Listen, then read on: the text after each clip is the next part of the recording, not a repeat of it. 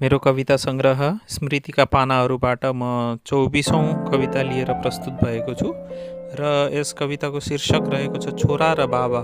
र यस कवितामा छोरा र बुवा अनि छोरा र आमा र छोरा बीच कुराकानी भइरहेको छ। सुन्नु होला।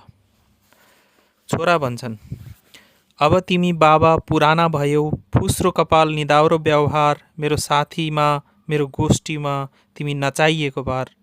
तिम्रा लुगा च्यातिएका छन्, हिँड्दा पनि गाह्रो देखिन्छ। तिमीसँग बस्दा मन दुख्छ, न त प्रेम न त केही सिकिन्छ।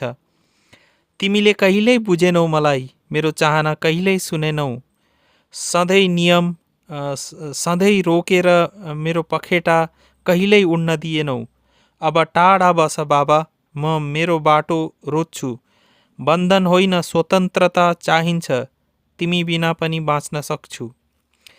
त्यसपछि आमा भन्छन्, तिमीले देखेका बाबाका पक्ष होइनन्, तर उनले देखेका सपनाहरू तिमीलाई मान्छे बनाउने सङ्घर्ष, छोरी र आमालाई दिइने भर, चुपचाप बाँच्ने कहिल्यै गुनासो नगर्ने परिश्रमको अर्को कथा बोकेका छन्।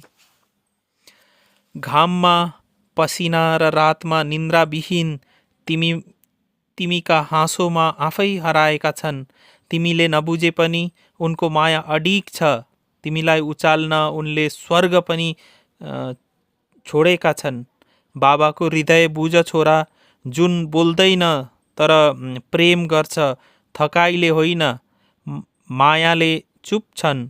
उनी तिमीमा नै आफ्ना सपना देख्छन्। धन्यवाद।